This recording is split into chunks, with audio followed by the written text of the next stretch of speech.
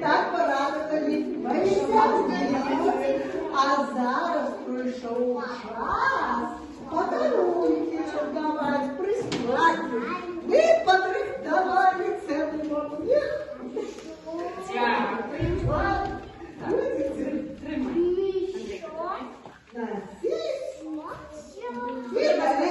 Дякую.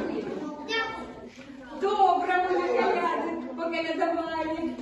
Ми со святом вас віншуємо, щастя зичимо вам багато, дякуємо за подарунки, щедрого вам літа, багатого вам хліба, а нам зараз треба йти далі колядувати, добрих людей со святом віншувати.